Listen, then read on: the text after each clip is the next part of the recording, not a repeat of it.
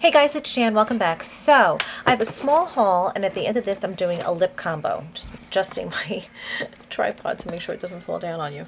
Okay, so a small haul, drugstore items, and one is a C21 item, a makeup item, two are Sephora, and the rest are drugstore. Not too much. Let me start with the hair care products. I just picked up these macadamia natural oil products, and I have to say they're really very good. They work for me best hand in hand. This alone, which is the shampoo, would not work for me at all. It made me feel like I was using a clarifying shampoo and made my hair feel, which is color-treated hair, very stripped, very straw-like.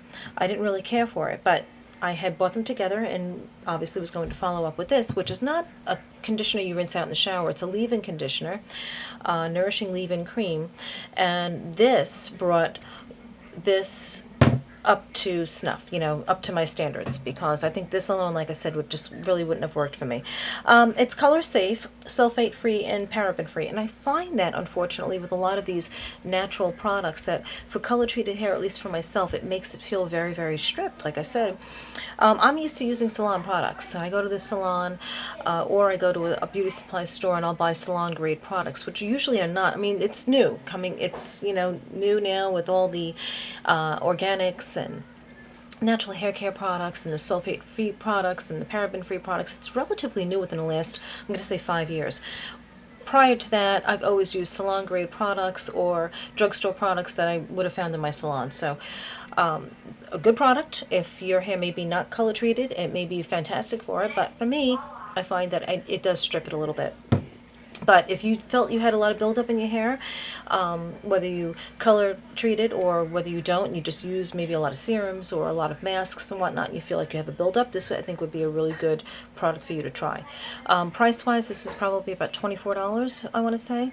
I don't remember. I bought a bunch of things that day. The Nourishing Leave-In Cream, however, is a really fantastic product in and of itself, on its own. This, like I said, worked well with the shampoo. And I used it last night for the first time, so I'm going to give a quick review on it, my first impressions of it.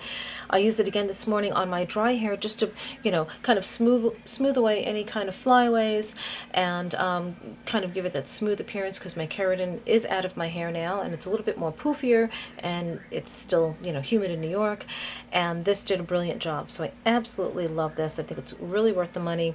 $20 and change, I don't remember exactly, but if you're on the fence about it, maybe that'll help you.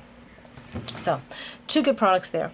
Another thing that I used in the past, last time I used it was maybe about a year ago until I found something else. Now I'm out of that other something else, and I'll show you what that is, and went back to this.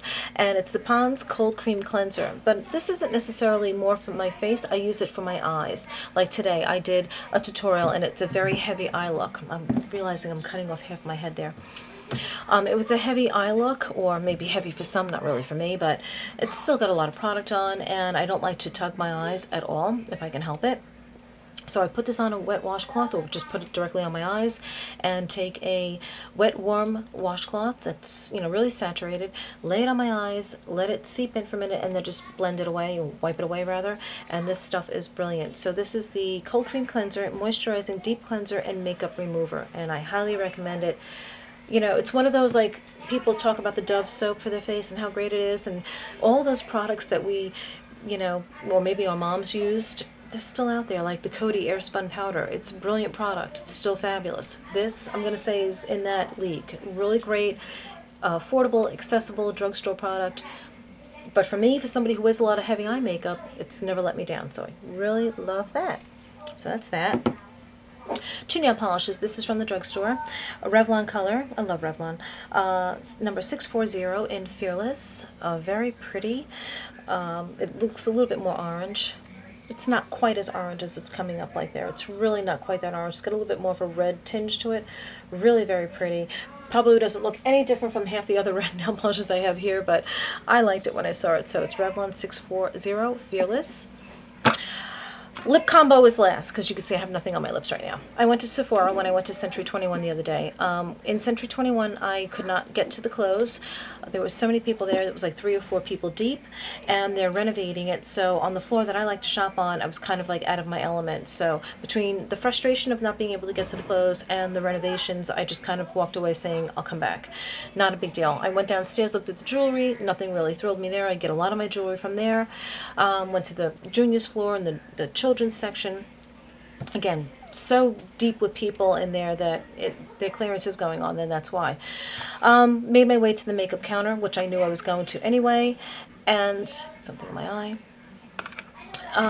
Found what Lisa loves, and I'm only going to say Lisa. I'm not going to say Lisa D1 because everyone knows who I mean. Lisa loves the Dior linen, and I found it because my local department store never carries it, so I'm really happy. I used it earlier today. Absolutely love this lip liner. I love it. It's a little pricey, but I find that's really worth it. Sometimes if you latch onto a product and it may be pricey and you may be like, oh, I don't want to spend the money, but it really is going to do wonders for you, it's kind of worth it in my book. It comes with a little sharpener, and it's linen. Oh, did I even say it was linen? It's linen, the color linen. It's so pretty. I love it. I mean, you know, people might say, oh my gosh, that looks like Spice, or it looks like, you know, Boots Nude, or Bronzelle by Lancome. Yeah, they're all in the same family hue, but, you know, when it hits the pigmentation of your lip, it may come off differently. And, you know, I love my lip combos, so I'm going to do one for you. But love this. So glad I found it. That was Century 21. I'm going to not show you the lipstick and the lip gloss right now, but I'm going to go to the Sephora stuff. I only bought 2 items, and this is the Downtown Sephora, which I absolutely love. So much better than my Sephora. And I bought 2 items, and I'll show you what they are. So this one here is probably one of the prettiest coral nail polishes I've ever come across, and it's by a brand called, it looks like, see, everything's coming up orange. I want to scream. It looks orange. It's not. It's a real pretty coral color. Oh my gosh, what a shame. It's called, it's supposed to be a take on Spiritual, but it's Spiritual. Real pretty color, and it is in Last Tango. So pretty. So if you have a chance to get to a Sephora and see if they carry this line. Do you even see that? No. Totally not worth it doing that. So pretty. But check out that line. Really great. I think this was $10 a bottle, so it's not so bad. It's not the cheapest, but it's not as bad. It's certainly not Chanel prices. Another thing, I'm going to love this, but I'm really hoping that the color comes up. It's a NARS eyeshadow, totally up my alley. It's called Lhasa. I've looked at it before, and finally just said, let me get it, because I know I'm going to like it, even if it's just a transition color. And transition colors can be, you know, like I used today earlier, the Naked or the Buck and the Urban Decay palette, or Brulee, or whatever you want to use it for. This could work as a transition color, or it can be just all over the lid and your only color. I love it. I think it's so pretty. Again, coming up like a different, oh gosh, looks purple there. It's not purple. It's a very pretty taupe, like a silvery grayish taupe. So pretty. You can see it there. See, that's more the color. That's more indicative of the color. Very pretty. I have brown eyes, but they're a light brown eye. They're not a dark brown eye, and I think that these colors are very complementary. So this is Lhasa by NARS. Can't wait to try that. Okay, onto the lip combo, because I feel naked without my lipstick. And it's funny, I must love you guys, because I get on YouTube totally devoid of makeup, and I don't even go to my kids' school like that. I'm going to, if I find something real quickly, put my lip balm on. This is from a Costco collection of body butters and lip balms. Vanilla. Love it. Not too much, but love it. Going to use Dior's linen. Going to look into a viewfinder, not going to look elsewhere. Different from what I used this morning.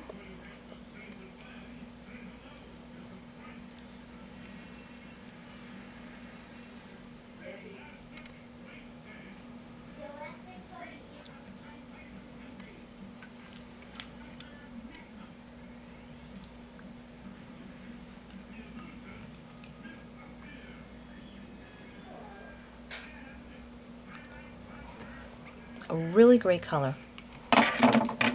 Okay. I always say pretty on its own and then add a gloss and you may be good to go, but I'm going to add a lipstick. And the lipstick I love is a drugstore lipstick, and it's by Milani. I never bought a Milani lipstick before. Certainly the lip glosses, not the lipsticks, and I picked up number 53 and Barely There. It was the only nude color that I could find at the time. Wasn't even planning on looking for it by Milani. Just happened to see it.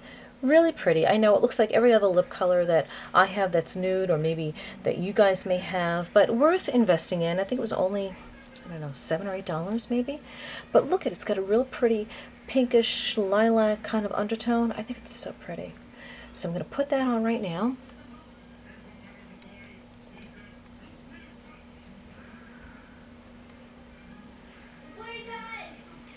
The only thing I will say about this, it tastes inexpensive. It doesn't taste like, even like a Revlon. Revlon has a better, I don't know, taste. I mean, we're not eating our lipsticks, but we do immediately, it's at our mouth, so we're going to just, you know, our sensories are going to tell us how it kind of smells, and maybe, you know, imparting on a little bit of a taste.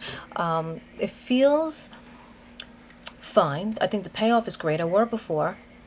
In terms of color, the staying power is fine, but it just feels like I said, a little bit more inexpensive. But I think for the price is right here. Oh, it was $6.79. Wasn't bad at all. But I think it's a good buy for $6.79. Overlining. I hope my reviews make sense. I mean, I can zoom in, but you can zoom in as well. Pretty.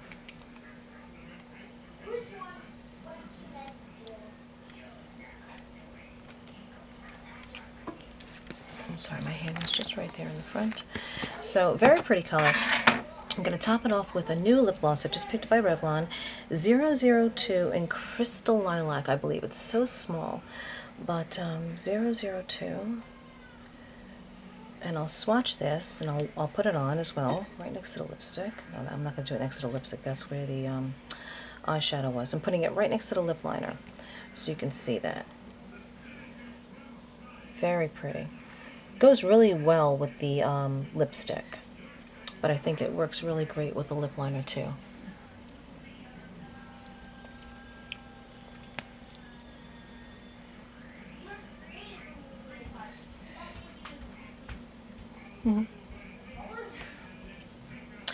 All in all, I think a pretty good lip look. I really like it. I love coming up with things unexpectedly. I really just didn't plan on doing this, and I tried it this afternoon. Let me zoom out without my hand in front of the camera. And I tried it this afternoon, and I completely fell in love with it. So whatever I was wearing this afternoon was Revlon's Fashions Night Pout, Makeup Forever 2C, and my White Russian. Now this is a new one for now. And I love it. I think it's really pretty. So that is my mini haul, my quick little lip combo, my mini review. I hope you like it. Let me know what you think on the lip combo or anything that I said, and I will see you in my next video. Bye, guys.